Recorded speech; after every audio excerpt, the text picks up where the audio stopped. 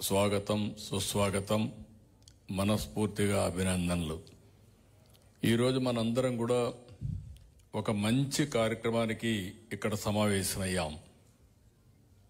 ప్రతి ఒక్కరిలో ఒక దేశభక్తి వచ్చే విధంగా గట్టిగా మీరందరూ చెప్పాల్సిన అవసరం ఉంది. వందే మాతరం, వందే మాతరం, వందే మాతరం. చాలాసార్లు చాలా కార్యక్రమాలకి నేను హాజరయ్యాను ఈ తుమ్మలపల్లి కళాక్షేత్రంలో. అయితే నేడు ఇక్కడ కనిపిస్తున్నటువంటి ఒక పవిత్రత, ఒక ఉద్వేగం, స్ఫూర్తి, శక్తి, ఇలాంటివన్నిటికీ మారు పేరు మువ్వెన్నెల జెండా.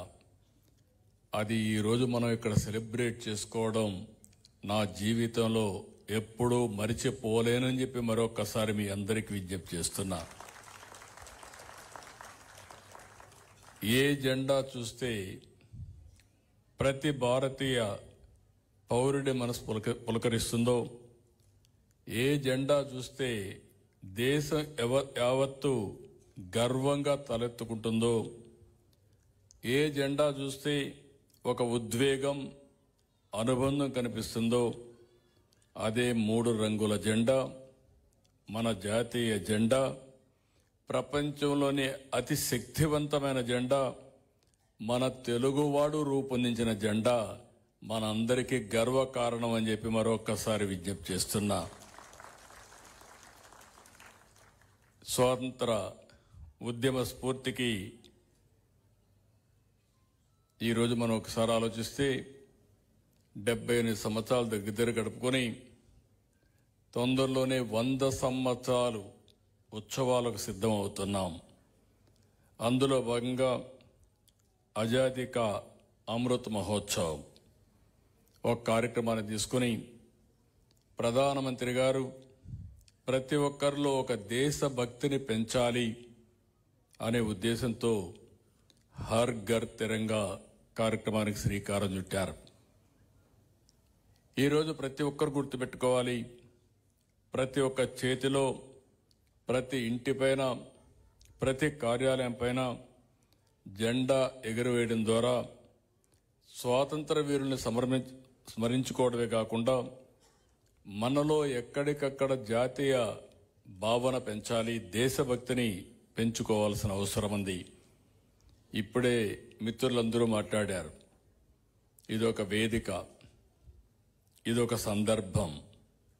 ఈ సందర్భంలో మనందరం గుర్తుపెట్టుకోవాల్సింది, ఎంతో మంది ఎన్నో త్యాగాలు చేశారు, ప్రాణత్యాగాలు చేశారు, ఆస్తుల త్యాగం చేశారు, జీవితాలను త్యాగం చేశారు. అందరి ఆలోచన ఒకటే, స్వతంత్ర భారతదేశం మా హక్కు, వేరే వాళ్ళు పరిపాలించడానికి వీలు లేదు, మేము పరిపాలించుకుంటామనే ఉద్దేశంతోనే ఆ రోజు స్వాతంత్రం కోసం పోరాడారు.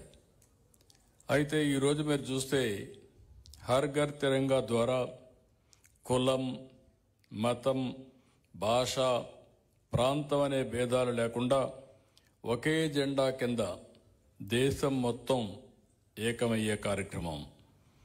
హర్ ఘర్ తిరంగా అంటే కేవలం ఇంటిపైన జెండా ఎగరవేయడం మాత్రమే కాదు, ఇది దేశభక్తిని పెంచే ఒక సంకల్పం. ప్రతి ఒక్కరిలో ఒక భావన ఉండాలి, నేషన్ ఫస్ట్, తర్వాతనే ఏదైనా. ఆ దేశభక్తి మనలో రాగలిగితే మన దేశాన్ని కంటే మించిన దేశం ప్రపంచంలో ఏది ఉండదని మరొకసారి మీ అందరికీ స్పష్టం చేస్తున్నాను. అలాంటి జాతీయ భావం పెంచడానికి ఈ కార్యక్రమాన్ని మనం ఏర్పాటు చేసుకున్నాం. ఈ జెండా చూసినప్పుడు మనకు గుర్తు రావాల్సింది, ఎన్నో త్యాగాలు చేసినటువంటి మహోన్నత వ్యక్తుల త్యాగాల్ని మనం గుర్తుపెట్టుకోవాల్సిన అవసరం ఉంది. అయితే ఈరోజు నేను కూడా స్వాతంత్రం వచ్చిన తర్వాతనే పుట్టాను, మన ప్రధానమంత్రి గారు కూడా స్వాతంత్రం తర్వాతనే పుట్టారు. కానీ రాను రాను ఈరోజు చూస్తే యువతలో చాలా వరకు స్వాతంత్రం ఏ విధంగా వచ్చిందో మర్చిపోయే పరిస్థితికి వస్తారు. కానీ మనం గుర్తుపెట్టుకోవాల్సింది, అందరిలో ఒక స్ఫూర్తినిచ్చే విధంగా, దేశం కోసం పోరాట పటిమ పెంచే విధంగా మనం కానీ ఈ కార్యక్రమాన్ని తీసుకుపోగలిగితే చాలా మంచి ఫలితాలు వస్తాయి. నేను ఒకటే మిమ్మల్ని అందరినీ కోరుతున్నా, ఈరోజు మీ ఉత్సాహం చూశాను.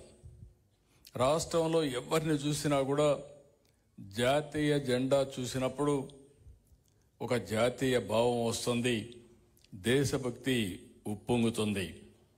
అదే సమయంలో మనందరం గుర్తుపెట్టుకోవాల్సింది, భారత సాయుధ దళాలకు మద్దతుగా, సైనికుల త్యాగాలకు గౌరవంగా ఈ కార్యక్రమాన్ని మనం నిర్వహించుకోవాల్సిన అవసరం ఉంది. ఇలాంటి కార్యక్రమాల ద్వారా దేశ క్షేమం, భద్రత, సమగ్రత విషయంలో మనంతా ఏకతాటిపైన ఉన్నామనే బలమైన సందేశం ప్రపంచానికి ఎప్పటికప్పుడు మనం ఇవ్వాల్సిన అవసరం ఉంది. కార్గిల్ యుద్ధం, పహల్గాం ఘటన జరిగినప్పుడు దేశ ప్రజానీకం ఒకే ఒక మాట మీద నిలబడ్డారు. అందరూ కూడా ముందుకొచ్చే పరిస్థితికి వచ్చారు. ఈరోజు మనం చూస్తే దేశ సమగ్రత, రక్షణ, సార్వభౌమత్వం విషయంలో భారత్ ఎవరికి తల వంచదు, భయపడదు. నేడు ఉన్నది 40-50 సంవత్సరాల కంటే ముందున్నటువంటి భారతదేశం కాదు. నేడున్నది బలమైన భారతదేశం, దృఢమైన భారతదేశం, తిరుగులేని శక్తికి దేనికి తల వంచని భారతదేశం, విశ్వ గురువుగా అవతరిస్తున్న భారతదేశం అని చెప్పి మరొకసారి మీ అందరికీ విజ్ఞప్తి చేస్తున్నా.